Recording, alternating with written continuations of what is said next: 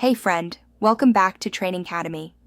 This is Thrive Thursdays, relationships, emotions, and everyday life, where we talk about the things that don't show up on your resume, but shape your whole life. Today's episode is a big one because so many of us struggle with it. How to set boundaries without guilt. You're not responsible for their feelings. If you've ever said yes when everything in you wanted to say no, or felt selfish just for needing rest, this is for you.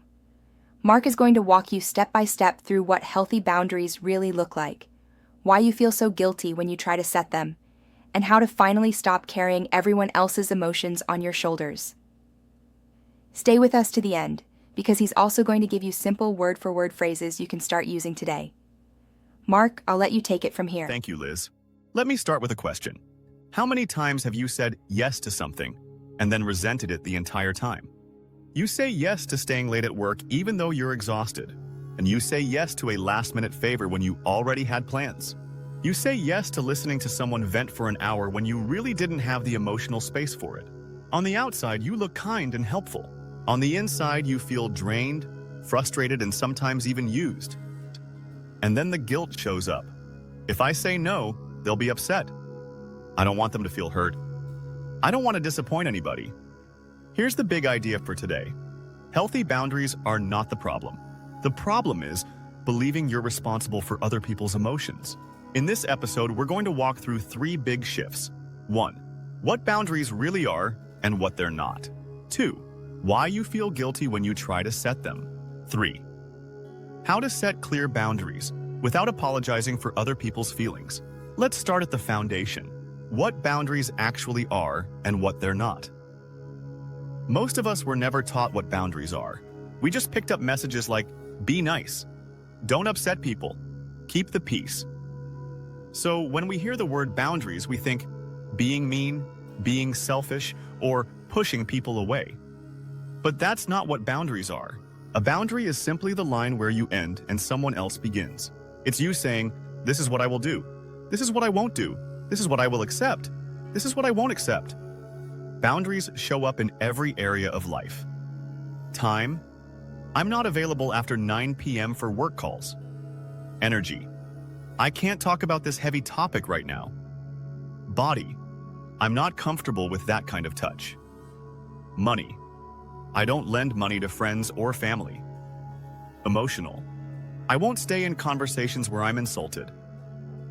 Think of a boundary like a fence around your yard. A fence doesn't attack your neighbors. It just clearly shows, this is my space. This is where my responsibility lives. Boundaries are not punishment on revenge, a way to control other people. They're simply a way to protect what you're responsible for. Your time, your health, your peace, and your values. So if boundaries are so healthy, why do they feel so bad? Why you feel so guilty when you set boundaries? When you think about setting a boundary, what feelings come up? Guilt, fear, anxiety, shame. That's not an accident. That usually comes from old programming.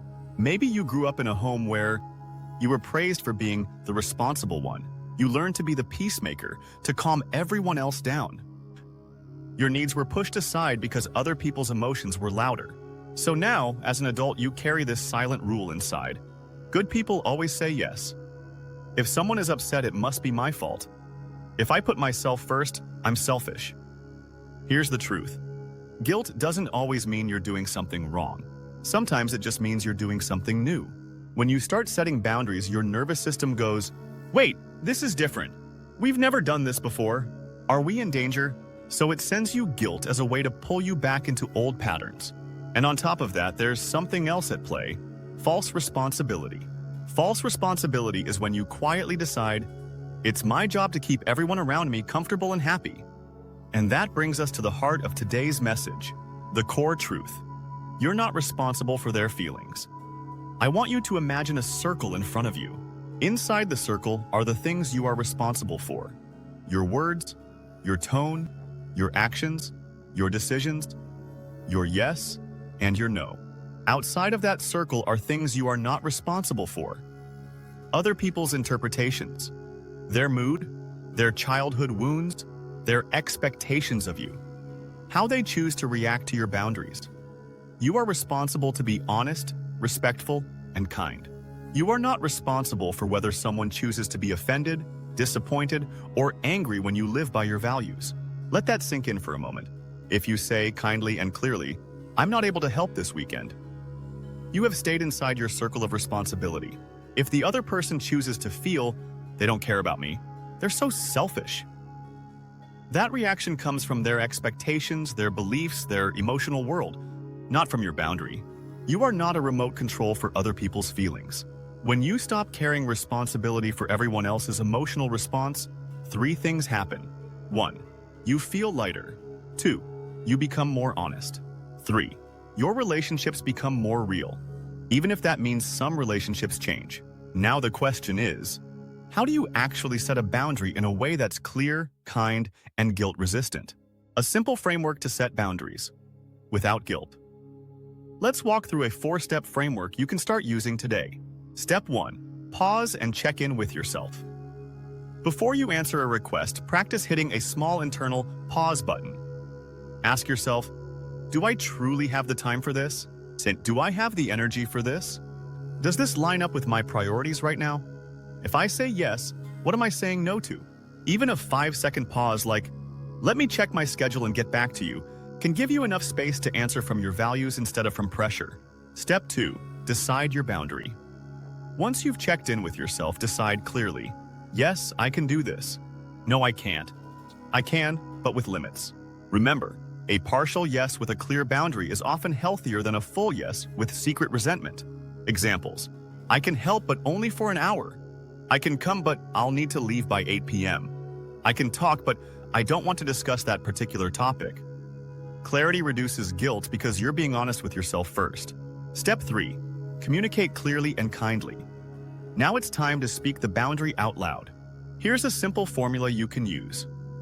Warmth plus clarity, no over-explaining. You don't need a 10-minute speech. You don't need to apologize 15 times. Here are some word-for-word examples you can practice. "Thank you for thinking of me. I'm not able to take that on right now. I care about you, but I'm not available to talk late at night anymore. I can help on Saturday from 10 to 11, but then I need to head out. That topic is heavy for me. Let's talk about something else." Notice what's not in those sentences. No long justifications. No, if that's okay with you, at the end. No apologizing for existing. You're allowed to state a limit and stop. Step 4. Hold the line. When the guilt or pushback comes. This is the part that makes boundaries hard. You set a boundary and then the other person says, "Wow, I didn't expect that from you. You've changed. I guess I can't count on you anymore." Silent treatment. Immediately your brain screams, "See? You hurt them. Go back, undo it. Say yes next time." This is where you remind yourself of today's title. You're not responsible for their feelings. You might respond calmly with, "I hear that you're disappointed. I still need to stick with what I said. I understand you're upset. I care about you, and this boundary is important for me." You don't have to argue. You don't have to convince them your boundary is reasonable.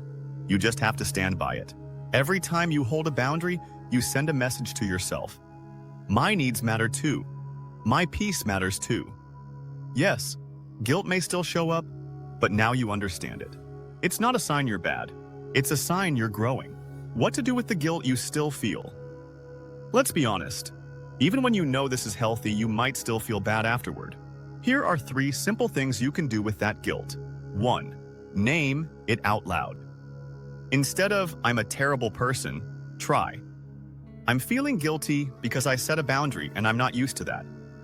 Naming it separates you from the feeling. 2. Reframe the story. Tell yourself a more accurate story. It's okay if they're disappointed. I can care about their feelings without carrying them. I chose something that protects my health and peace, and that's responsible, not selfish. 3. Soothe your nervous system. Guilt isn't just in your mind. You feel it in your body. Try taking 10 slow breaths, going for a short walk, and writing out why this boundary matters to you, and saying a quick prayer or affirmation like, "I'm allowed to have limits." Over time, your emotional alarm system will learn that boundaries are safe. A simple challenge for this week. Let's make this practical. This week, I want you to choose one small boundary to set. Just one. It might be not answering work messages after a certain time. Saying no to one request you'd normally say yes to out of guilt. Telling someone, I can't talk about that topic anymore, it's too draining. Write it down. This week, my boundary is blank. Then, when the moment comes, pause, check in with yourself. Use a simple, clear sentence, and hold the line. You don't have to fix your entire life in 1 week. You just have to start sending yourself the message, my life is mine. My time is mine. My emotional energy is mine. I'm responsible for my actions, not everyone else's reactions. As we wrap up, remember this. Healthy relationships are not built on you constantly betraying yourself to keep everyone else comfortable. The people who truly care about you may need time to adjust, but they will learn to respect your boundaries. And the people who refuse to ever respect your boundaries are showing you something important about the relationship. You have permission to live with integrity, to let your yes be yes and your no be no. Liz is going to jump back in and tell you how you can keep growing with us every Thursday.